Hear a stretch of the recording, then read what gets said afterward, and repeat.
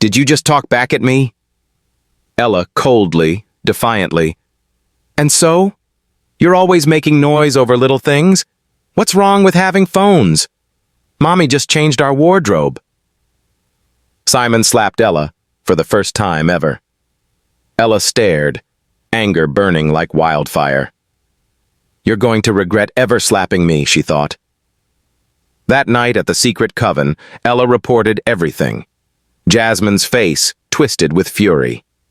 You're about to hear a story that carries the heart of Africa. Subscribe to African Folktales by MaC-Anison TV, where every week we share rarest African folktales you won't find anywhere else.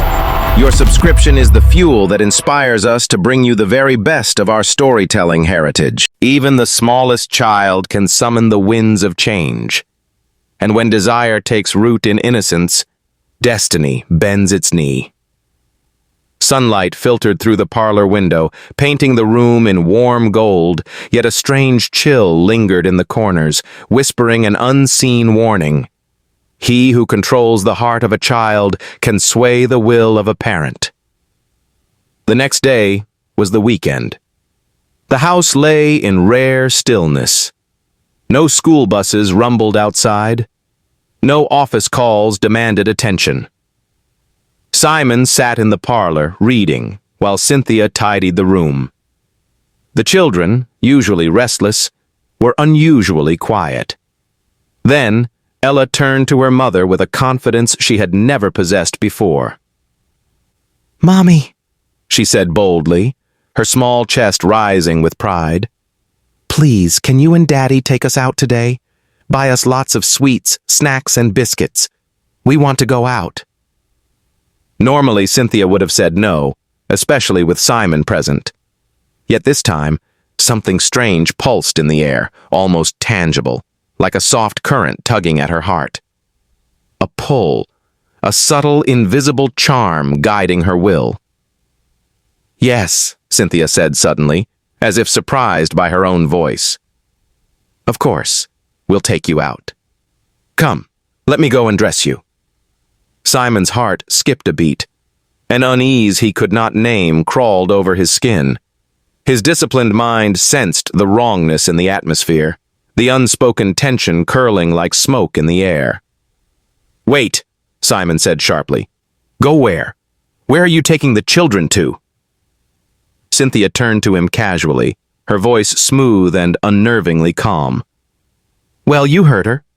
We should take them out today. It's the weekend. Children should go out." Her eyes flicked to the clock. "It's already afternoon. We'll just go out, have fun, and come back.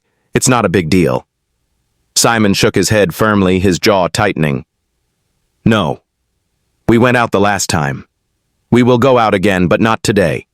If the children are done with their assignments, they should go upstairs and take a nap." He fixed his gaze on Cynthia, every syllable heavy with warning. "And not you always wanting to do everything they ask for. I've told you, this attitude will cause serious problems." Cynthia snapped, her voice sharp, like a whip. "What do you mean? What do you mean now? Ella just made a simple request and you're turning it into a big issue?" Simon froze. He had never seen her speak to him like this. Something was different. The confidence in Ella's eyes seemed to radiate outward, infecting the room. He remembered an old saying, "A child's voice can echo louder than a warrior's drum if guided by unseen hands." "No," Simon said again, firm, unyielding. "Nobody is going anywhere today." Cynthia walked back to her seat, face tight with frustration, her movements unusually deliberate. Simon's mind raced. What is going on? Why is my wife acting this way? Then, Ella turned to her father. Fire burned in her small eyes, something he had never seen before. A strange aura that made her seem taller, older, commanding. "Daddy, can you just please take us out today? I mean, it's the weekend. All the other children are going out with their parents." For a brief moment, Simon's resolve wavered. It almost caught him, almost. But the grip of discipline held him steady. "Will you keep quiet?" he said firmly. I said no going out today, and that is final. Both of you, go to your rooms and take a nap. Angrily, the children climbed the stairs. Junior, disappointed, looked at his sister with a mix of awe and curiosity. He had liked that she had spoken up, even if Simon had refused. Inside her room, Ella's hands clenched into tiny fists. Fury radiated from her small frame. "Why is Daddy always stopping us from having fun?" she muttered, voice low and simmering. Her thoughts turned inward. "Anyway, today at our secret coven," she reminded herself, "I'm going to tell Jasmine everything. Let's see what she will do." Her jaw tightened. "I can't continue like this. Daddy never wants us to enjoy anything." Then, a smile crept across her face. A slow, cruel smile. "When I spoke to Mommy, she agreed immediately. That means my powers are already working." Her eyes darkened, pupils narrowing with intent. "But I need to activate them, make them stronger, so that the next time I talk to Daddy, he will listen to everything I say." She leaned back on her bed, exhaling slowly. The room seemed to pulse around her as if acknowledging the wicked determination growing inside her. Her lips curved into a wicked, cruel smile, and in that instant, the quiet house held its breath, waiting for the storm to break. The smallest hand can summon the greatest power, and a child's desire, when touched by unseen forces, can shift the balance of worlds. Moonlight poured through the coven's towering windows, casting silver streaks across the faces of the children. Shadows danced across the floor, twisting and flickering like secrets waiting to be revealed. Somewhere deep inside, an old truth echoed. He who awakens the child awakens destiny itself. That night, at the coven, Jasmine stood before every member of the secret cult, her red coat gleaming like a warning in the dim candlelight. Her eyes scanned the circle of young initiates with a precision that felt both maternal and merciless. "Always remember the rules," Jasmine's voice rang out, calm yet commanding, reverberating off the stone walls. "We must bring in more children. Learn to share what you have, especially snacks, sweets, and biscuits, with your schoolmates." She paused, letting her words sink in. Some of the children nodded eagerly, their tiny faces illuminated with excitement. "We want all of them to have the same power we have. The power that makes us unstoppable. The power that makes our Mommy and Daddy do whatever we ask." Then Jasmine's gaze sharpened, fixing on Ella. A hush fell across the room, as if the shadows themselves leaned in closer. "And today," she said, "Ella, you need to bring in someone to complete your initiation." Ella's head snapped up. Fear and curiosity tangled inside her like wild vines. "What do you mean?" she asked, voice trembling just slightly. Jasmine smiled, serene and deliberate. "Yes, you already have power," she said, "but your power has not been fully activated." Suddenly, clarity struck Ella. Her thoughts raced. That must be why Daddy still refused, she realized. "To activate your full power," Jasmine continued, "you must initiate someone else into this cult." Ella's lips curved into a slow, confident smile. "Of course," she thought. "I'll bring someone." Her mind immediately drifted to her brother, Junior. "Good," Jasmine said approvingly. "Remember, it must be a child. We do not initiate adults. Once you bring someone, your power will be fully activated, and your Mommy and Daddy will never resist you again." "Yes," Ella replied eagerly. Then she added, a touch of triumph in her voice, "Jasmine, I think I already noticed something today. I told Mommy that she and Daddy should take us out since it was the weekend. Mommy instantly agreed and was about to dress me, but Daddy stopped her." Jasmine nodded knowingly, a glint of satisfaction in her eyes. "That is because your power is not yet fully activated. You need to complete it." She leaned forward, her voice a whisper that felt like silk and steel. "Tomorrow night, you must bring someone. Do you understand?" "Yes," Ella said firmly, determination lighting her young face. The next day, still the weekend, the children did not go to school. After lunch, Simon reminded them to take a nap, since assignments were already complete. Junior sat quietly in his room, building towers of colorful blocks, when a soft knock sounded at the door. "Come in," he said, glancing up. Ella entered, her steps silent, deliberate. "Hello, sister," Junior smiled. "Hello, brother," Ella replied sweetly, though her eyes glimmered with something unreadable. "How are you doing?" "I'm fine," Junior answered, picking up a block. "I'm just playing with my toys." Ella sat beside him, her movements casual, masking the weight of her intent. "I brought something for you," she said softly. Junior looked intrigued. "What is it?" Ella glanced around, ensuring no one was watching, then slowly produced sweets. Junior froze. "Where did you get sweets from?" "Come on," Ella said, her voice smooth, almost teasing. "If you want it, I'll eat both. You know I like sweets." "But I bought two," Ella said quickly. "One for you, one for me." Junior paused, then laughed, relief spreading across his face. "I was just joking." They shared the sweets, the act seeming innocent, yet beneath the surface, the threads of fate were weaving a new pattern. That night, as the clock struck midnight, something strange stirred. Junior lay fast asleep, unaware of the invisible pull coiling around him.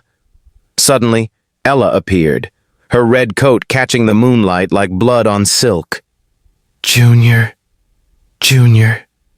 it's time," she whispered in a voice not entirely of this world. Junior's eyes snapped open. Confusion, fear, and fascination battled across his small face. Yet some force beyond reason compelled him to place his hand in Ella's, and in an instant, they disappeared. At the coven, Jasmine's smile widened, sharp and proud. "Oh, Ella," she said, "you have done very well. You brought your brother."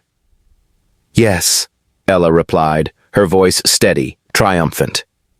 "So, will my powers be fully activated now?" "Of course," Jasmine said. "And don't worry, this is only the beginning. Your powers will grow massively."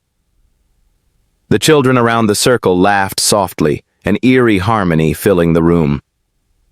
Jasmine turned to Junior. "You're welcome," she said. Junior looked around, disoriented. "Where am I?" "You have just been initiated into the secret cult," Jasmine said. "This cult will give you the power to get whatever you want." Junior's mind, once steadfast and strong-willed like his father's, felt the invisible chains of charm.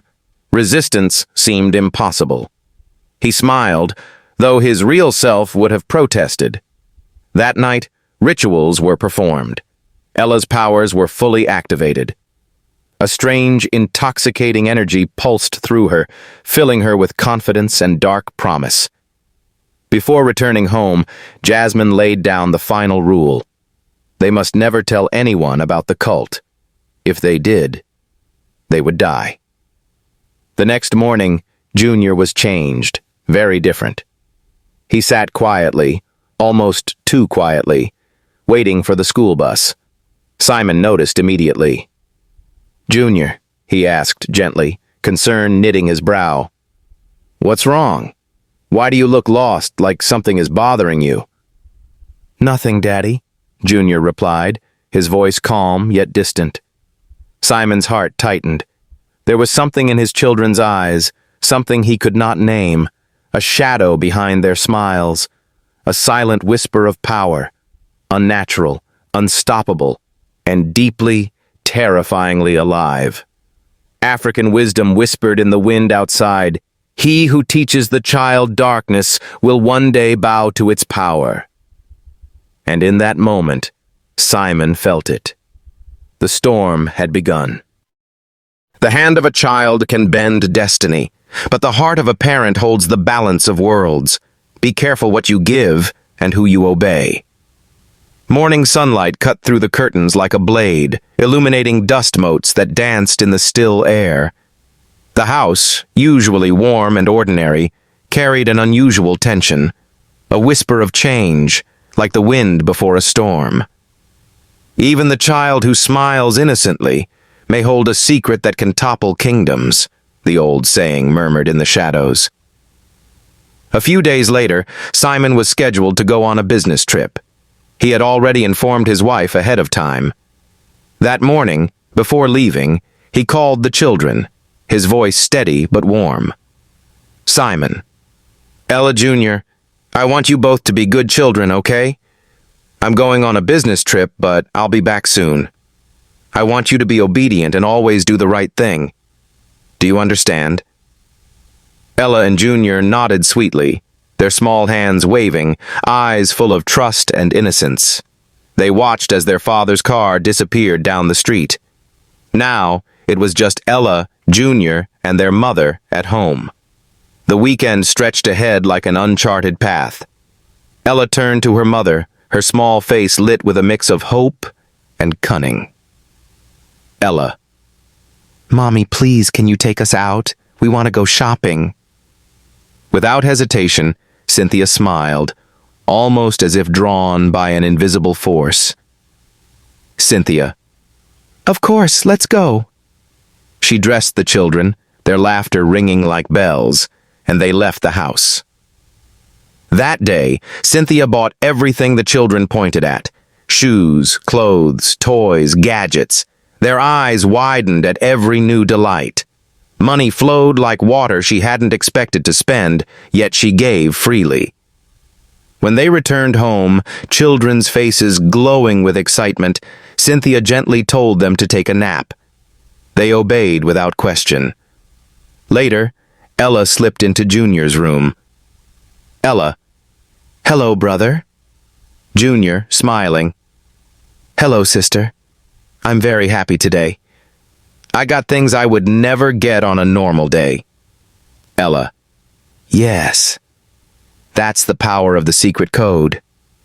Junior's eyes sparkled with delight as he examined his new possessions. Junior. I think I really like this code. Look at the toys I got, the shoes, the clothes. Mommy even bought me the exact clothes my friend wears at school. She didn't say no at all. Normally there are things Mommy says no to, but this time she did everything we asked. Ella, seriously. Of course. It's because of the powers we have. But remember the rule. We must never tell anyone that we belong to a secret code. If we do, we'll die. Do you want to die and leave all these good things you're enjoying now? Junior, laughing nervously. No, of course not. We won't tell anyone. They laughed, the sound light, unaware of the dark undertones weaving around them. A few days later, while the children were at school, Simon returned from his trip. Entering the house, he called out, tension softening his tone. Simon. Honey, I'm home. Cynthia. Hi, welcome. Simon. I need you to do something for me. That money I gave you to keep, please bring it. I need it now to complete a project.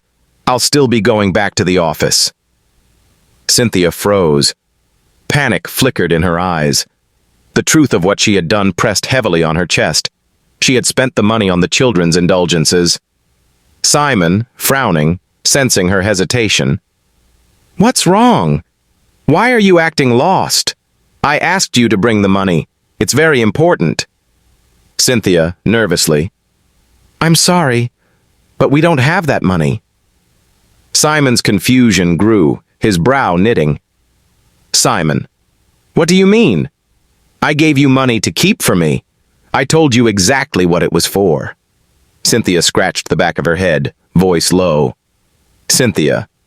I used it on something. Simon, angrily. On what? Cynthia, casually. I took the children out and bought them some things. They were very happy.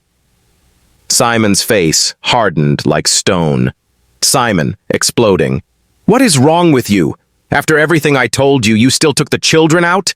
And you used the money I kept for a project? Do you even know how much that money was? That money was 3 million naira. Are you telling me you spent all of it in one day?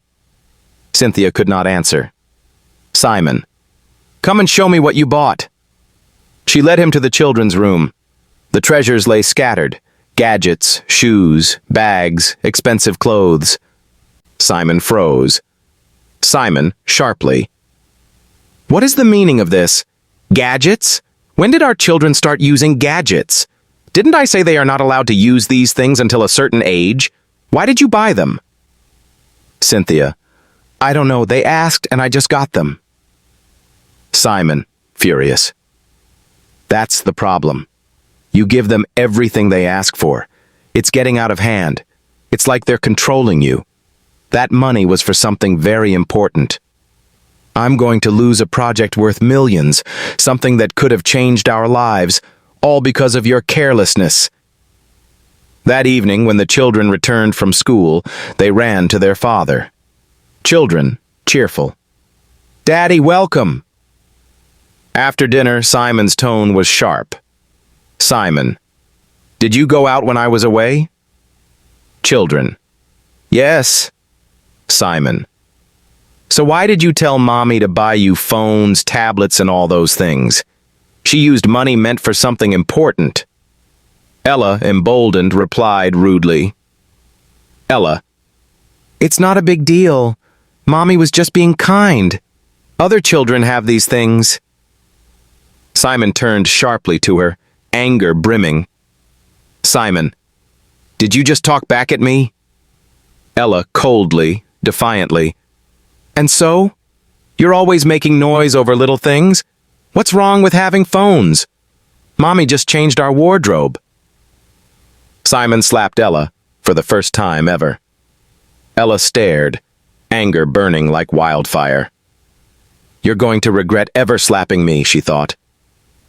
That night at the secret coven, Ella reported everything.